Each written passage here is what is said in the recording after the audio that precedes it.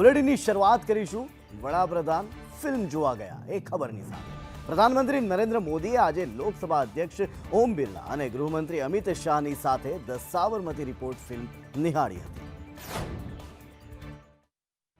ગુજરાતના ગોધરા કાંડ પર આધારિત ફિલ્મ ધ સાબરમતી રિપોર્ટના છેલ્લા કેટલાક દિવસોથી ઘણા વખાણ થઈ રહ્યા છે। અલગ અલગ રાજ્યોના મુખ્યમંત્રીઓ પણ આ ફિલ્મનું સ્પેશિયલ સ્ક્રીનિંગ રાખીને ફિલ્મ નિહાળી રહ્યા છે। તેવામાં આજે પ્રધાનમંત્રી નરેન્દ્ર મોદીએ પણ સંસદના બાલયોગી ઓડિટોરિયમમાં ધ સાબરમતી રિપોર્ટ ફિલ્મ નિહાળી છે। તેમની સાથે ગૃહમંત્રી અમિત શાહ, સંરક્ષણ મંત્રી રાજનાથસિંહ, કિરણ રિજિજુ સહિત અન્ય કેન્દ્રીય મંત્રીઓની પણ હાજરી હતી। તાજેતરમાં જ વડાપ્રધાન નરેન્દ્ર મોદીએ ફિલ્મ ધ સાબરમતી રિપોર્ટના વખાણ કર્યા હતા। પીએમ મોદીએ આ ફિલ્મ વિશે કહ્યું હતું કે તે ઘટના પાછળના સત્યને ઉજાગર કરે છે। નકલી વાર્તા મર્યાદિત સમય માટે જ ચાલી શકે છે। તમને જણાવી દઈએ કે આ ફિલ્મ ગુજરાત હિંસા પર આધારિત છે। આ ફિલ્મને ઘણી પ્રશંસા મળી છે અને માત્ર પીએમ મોદી જ નહીં પરંતુ અમિત શાહે પણ તેની પ્રશંસા કરી છે। આ સાથે ભાજપ શાસિત ઘણા રાજ્યોએ ધ સાબરમતી રિપોર્ટને ટેક્સ ફ્રી કરી છે। ફિલ્મમાં રાશિ ખન્ના, વિક્રાંત મેસી, રિદ્ધિ ડોગરા લીડ રોલમાં છે અને ફિલ્મે બોક્સ ઓફિસ પર સારો બિઝનેસ પણ કર્યો છે।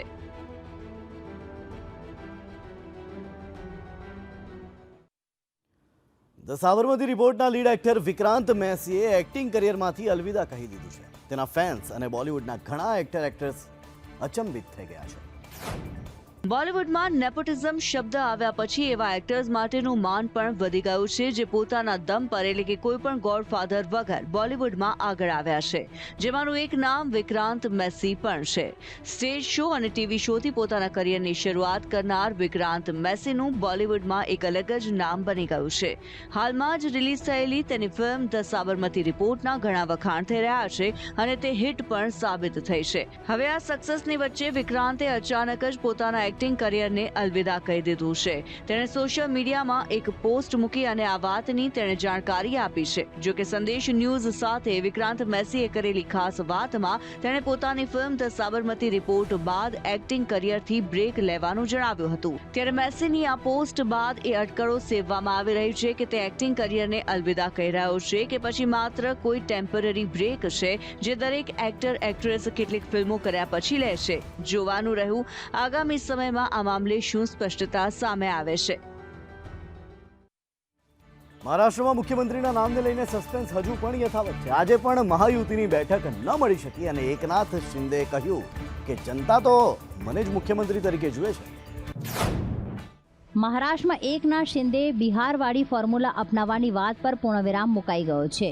એ નક્કી થઈ ગયું છે કે ભાજપનો ચહેરો મુખ્યમંત્રી હશે। તેવામાં એકનાથ શિંદે જે પોતાના વતન સતારા જતા રહ્યા હતા તે પરત ફરી રહ્યા છે પણ હજુ પણ નારાજ મનાઈ રહ્યા છે।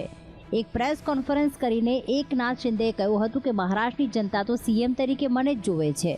બીજી તરફ તેમની નારાજગીના પગલે અને અન્ય કારણોસર આજે પણ મહાયુતિની બેઠક મળી શકી નથી જે આવતીકાલે મળવાની શક્યતા છે। આ શક્યતાઓની વચ્ચે આજે અજીત પવારને દિલ્હીનું તેડું આવ્યું હતું। ભાજપ મોવડી મંડળ સાથે અજીત પવારે ચર્ચા કરી છે। મહારાષ્ટ્રમાં મુખ્યમંત્રીનું નામ નક્કી કરવા માટે ભાજપને નિરીક્ષકોની નિમણૂક કરી છે। ગુજરાતના પૂર્વ મુખ્યમંત્રી અને પંજાબના પ્રભારી વિજય રૂપાણી અને હાલના કેન્દ્રીય નાણામંત્રી નિર્મલા સીતારમણની પર્યવેક્ષક તરીકે નિમણૂક કરવામાં આવી છે। તેમની જ આગેવાનીમાં મહારાષ્ટ્રના મુખ્યમંત્રીનું નામ નક્કી થશે। મહારાષ્ટ્રમાં 5મી તારીખે શપથ ગ્રહણ સમારોહ યોજાવાનો છે। કેન્દ્રીય મંત્રી નીતિન ગડકરીએ રાજકારણને અસંતુષ્ટ આત્માઓનો મહાસાગર ગણાવ્યો છે। તેમણે કહ્યું કે રાજનીતિમાં જે આવ્યું એ દરેક વ્યક્તિ ઉદાસીનો શિકાર છે। નાગપુરમાં 50 ગોલ્ડન રૂલ્સ ઓફ લાઈફ પુસ્તકના વિમોચન દરમિયાન તેમણે દરેક વ્યક્તિની મહત્વાકાંક્ષાઓ વિશે વાત કરી અને કહ્યું કે દરેક વ્યક્તિએ આર્ટ ઓફ લિવિંગને સમજવું પડશે। તેમણે કહ્યું કે કોઈ વ્યક્તિનો અંત ત્યારે નથી આવતો જ્યારે તે કોઈ વસ્તુ ગુમાવે છે પરંતુ તે અંત ત્યારે આવે છે જ્યારે તે હાર માની લે છે અને પોલિટિક્સની વાત કરતા તે ખડખડાટ હસી પડ્યા હતા। मुझे एक मौका मिला था, मैं राजस्थान के विधानमंडल में उनके एक महोत्सव के कार्यक्रम के लिए गया था। तो मैंने ऐसे ही बोलते बोलते अचानक बोल दिया था कि राजनीति है अतृप्त आत्माओं का महासागर। तो लोग हंसने लगे।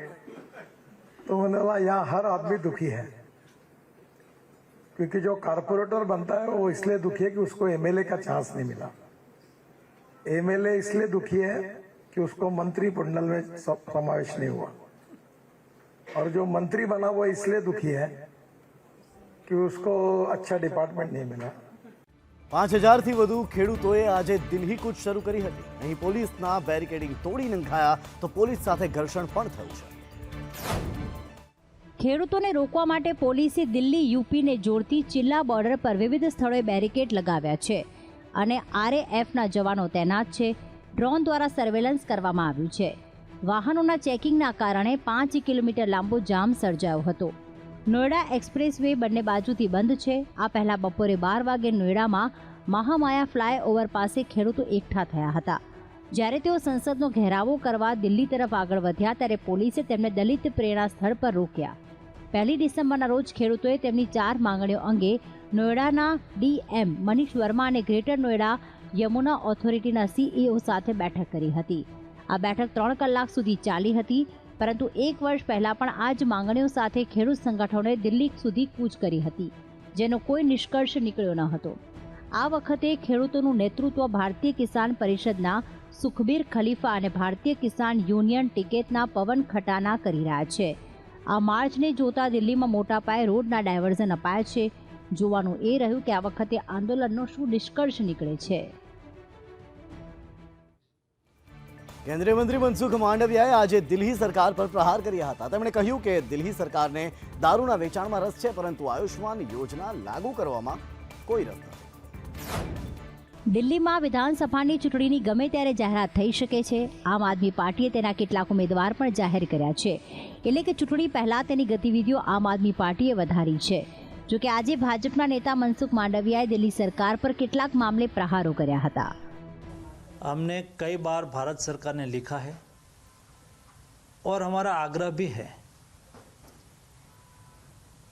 कि दिल्ली सरकार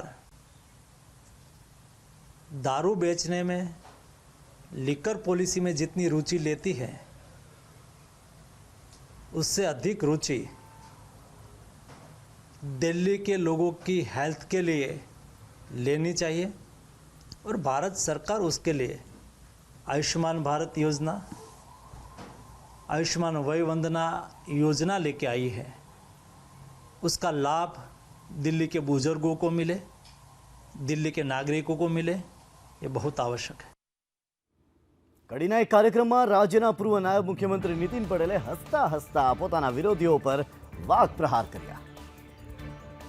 રાજકારણમાં પદ પરથી હટાવ્યા બાદનું દર્દ કેવું હોય તે વાત ગુજરાતના પૂર્વ નાયબ મુખ્યમંત્રી હસતા હસતા કહી ગયા.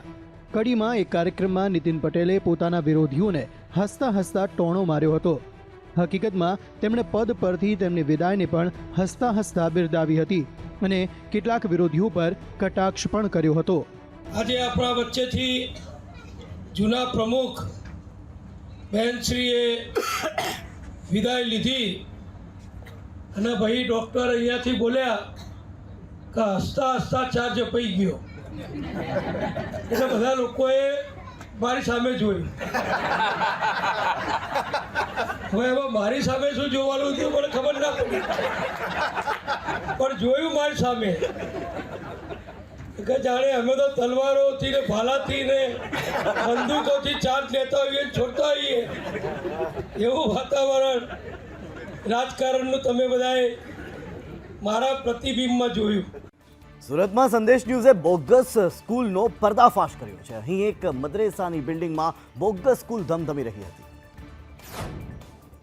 સુરતના ઉન વિસ્તારમાં શિક્ષણના નામે ખેલ ચાલી રહ્યો છે અને તેનો પર્દાફાશ સંદેશ ન્યૂઝ દ્વારા કરવામાં આવ્યો છે. સંદેશ ન્યૂઝે આ વિસ્તારમાં આવેલ એક મદ્રેસામાં તપાસ કરી તો આ બિલ્ડિંગમાં બોગસ સ્કૂલ ધમધમી રહી હોવાનો ચોંકાવનારો ખુલાસો થયો છે. કોઈપણ મંજૂરી વગર જ આ બોગસ આદર્શ સ્કૂલ ચાલી રહી હોવાનું સામે આવ્યું છે. એસએસકે શાળાની મિલીભગતથી આદર્શ સ્કૂલ અહીં ચાલી રહી છે. આદર્શ સ્કૂલ વિદ્યાર્થીઓને એસએસકે સ્કૂલના લિવિંગ સર્ટી આપે છે.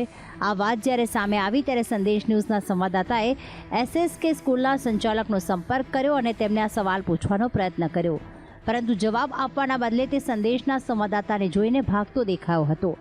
એક વાલી દ્વારા સંદેશ ન્યૂઝને આ બાબતે જાણ કરવામાં આવી હતી, જે બાદ આખો આ ઘટનાક્રમ સામે આવ્યો છે. આ મામલે શિક્ષણ વિભાગના અધિકારીઓ સામે અનેક સવાલો થઈ રહ્યા છે. આખી શાળા કોઈ પણ મંજૂરી વગર ચલાવવામાં આવી રહી છે અને તંત્રને કોઈ જાણકારી જ નથી. તે ખૂબ જ નિંદનીય બાબત છે. મોરબીની એસપી કચેરીમાં આજે પોતાના પ્રશ્નોના નિવારણ માટે લોકો ભેગા થયા હતા, જ્યાં હાજર ધારાસભ્યોનો લોકોએ ઉધડો પણ લઈ લીધો. આજે મોરબી એસપી કચેરી ખાતે આઈજીની હાજરીમાં વ્યાજખોર અને લુખાઓના ત્રાસથી પીડિત લોકોને સાંભળવા માટે એક કાર્યક્રમ યોજાયો હતો, જેમાં મોરબીના ધારાસભ્ય કાંતિ અમૃતિયા અને ટંકારાના ધારાસભ્ય દુર્લભજી દેથરિયા હાજર રહ્યા હતા. ત્યારે વ્યાજખોરોના ત્રાસથી ત્રસ્ત બિલિયા ગામના એક અરજદાર દ્વારા જાહેરમાં દુર્લભજી દેથરિયાનો ઉધડો લેવામાં આવ્યો હતો. અરજદારે આક્રોશ સાથે દુર્લભજીભાઈ ક્યારેય તેમના ગામમાં ન આવતા હોવાની કે તેમની સમસ્યા સાંભળી ન હોવાનો આક્ષેપ કર્યો હતો. એકવાર તો દુર્લભજીભાઈએ તમે શાંતિ રાખો કહીને ગર્ભિત ધમકીના રૂપમાં અરજદારને ચૂપ કરાવવા પ્રયાસ પણ કર્યો હતો.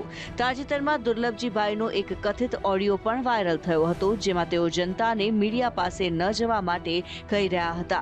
તેમણે કહ્યું હતું કે મીડિયામાં જવાથી કશું નહીં થાય. તો ખુદ હાલના એલસીબી પીઆઈ સામે પણ ગંભીર આક્ષેપો સાથે રજૂઆત થઈ હતી. જોકે આજે કુલ 19 જેટલી અરજીઓ આવી હતી, જેના આરોપીઓ ઉપર કાર્યવાહી કરવાની સૂચના પણ આઈજી અશોક યાદવ દ્વારા આપવામાં આવી હતી.